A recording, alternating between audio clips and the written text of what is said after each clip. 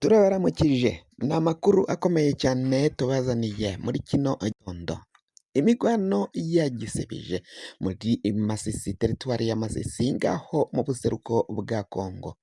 Imirwano yoba yasubiye kwaduka inyuma yaho M23 ivuga ko igomba kwihorera ku basoda bayo bakomakomeye cyane, abasoda barashwe n'indege z'igisirikari ca FARDC. Ni indege za drone canke zo mu bwoko bwa drone zizwi nka long wing, aho izo ndege arizo zikorerwa mu Bushinwa, nizo zakoreshejwe barasa kuri konvoye y'igisirikari ca M23 ubwo bari bavuye mu nama hagapfa abantu 9, hakavugwa ko na Wiringoma yoba yarapfuye, ariko naho bamwe bataremeza ko yaguye muri abo ari umukenyuro mushasha. Abo bivugwa ko rero baba barapfanye na Wiringoma ni Chief Escort Eric Kazungu of Makenga, canke ujejwe umutekano wa General Makenga. Uyu bamwita Eric Kazungu nyine mu bagendanira Makenga. Uyundi avugwa yaba yarapfuye ni ni Majoro Pascal Nzenze, ukuriye wungirije umutekano mu by'umutekano nyine, yungirije mu nzego zijejwe gucungera indongozi umutekano. Uyundi avugwa ni Officier Colonel Safari wapfuye yarashinzwe ibijanye n'inkambi ya Nzenze. Uyundi agira uwa kane yapfuye ni ujejwe ibikorwa vy'inkambi nanone ni inkambi ya gavana canke ya guverineri ya gatanu. Abandi bavuga ko ari abantu 5 batari bamenyekana umwidondoro wabo canke ivyangombwa ibibaranga vyabo.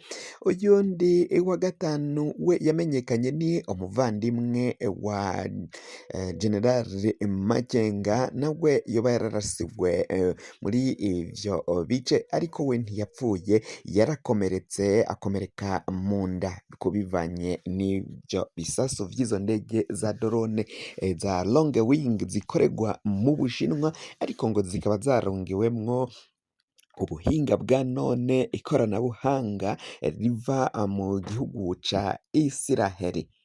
Kubw'ivyo rero imigwano yasubiye kuba ndanze rwambikanye. Abacangero, abacancuro bariko bararasigwa ngaho muri ivyo bice vya Masisi.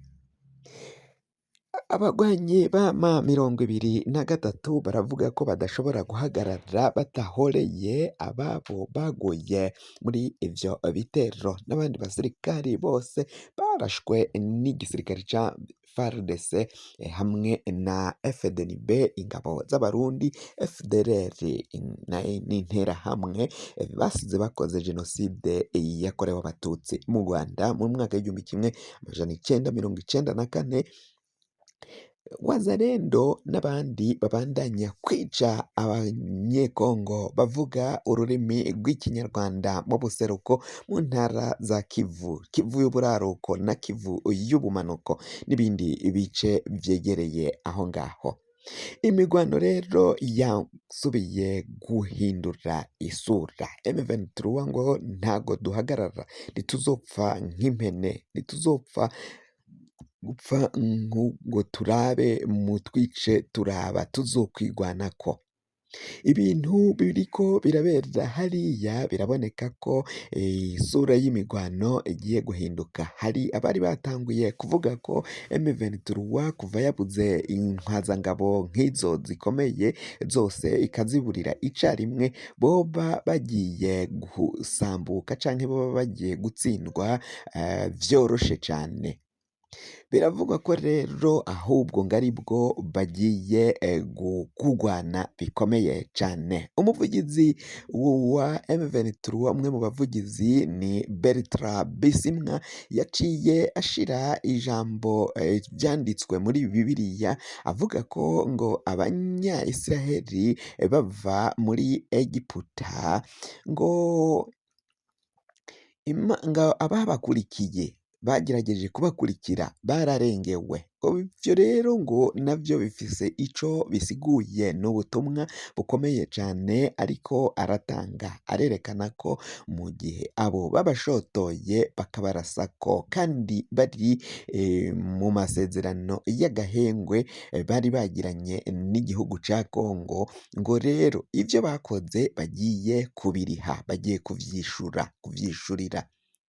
Ivyo ni ubutumwa bwa Bertrand Bisimwa, biboneka ko arico buhatse, biboneka ko arico busiguye.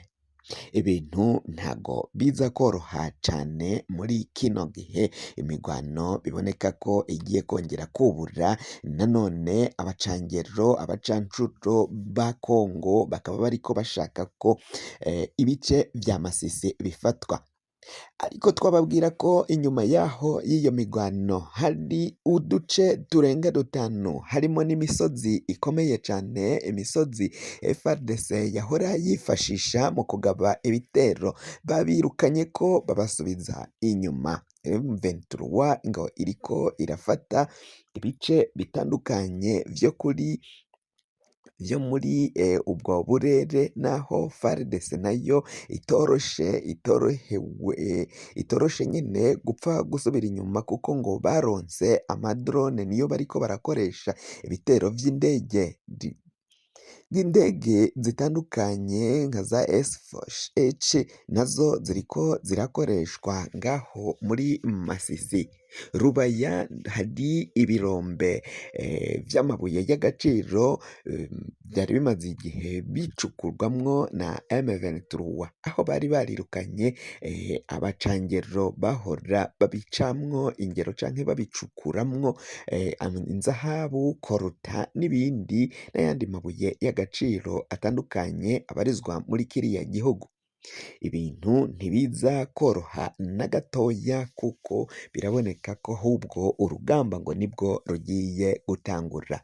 Ibindi bice bitari vyarafashwe n'abo bagwanyi ngo navyo bigiye gufatwa, ngo kuko Kongo yarenze ku masezerano y'agahengwe bari bagiranye yo guhagarika imigwano bakaja kumvikana.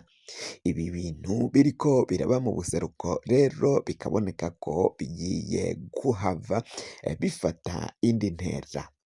Patrick Muyaya ni umuvugizi wa leta ya Kongo, yavuze ko ngo nta banyekongo bavuga ururimi rw'ikinyarwanda, ahubwo ngo bavuga ururimi rw'igihutu. Ese abanyamateka bagiye batandukanye, uru rurimi rw'igihutu rwoba rwarigeze rubaho?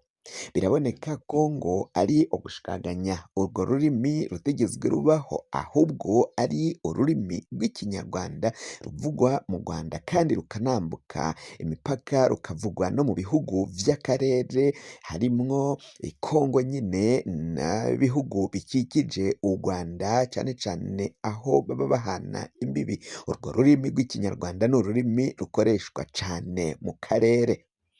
Ibi bintu biraza kugorana, ibintu biraza gukomera cane, aho rero abategetsi ba Kongo batemera abanyagihugu babo canke batemera abaturage babo bo mu buseruko bwa Kongo, aho na leta igira uruhara mu kubiyicira bo ubwabo.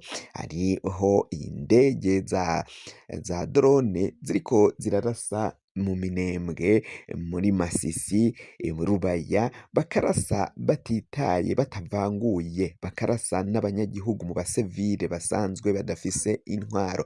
Biboneka ko iyo leta nayo igomba kubazwa ivy'ubwo bwicanyi ikorera abaturage bayo.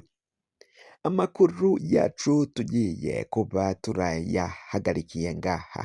wafyonda subscribe niba ukoresha ururimi rw'icongereza canke se ukaba ukoresha ururimi rw'igifaransa urafyonda sabone hama uraca uja ngaho iburyo ufyonde no kwako kantu kameze nk'agakengeri. Amakuru, ibiganiro dutohoza umwanya ku mwanya bizoja bigushikira aho uzoba uherereye hose kw'isi.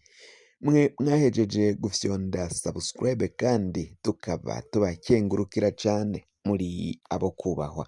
Amakuru yacu nakagaruka, nagahwane, turabikebanuye, naho butaha.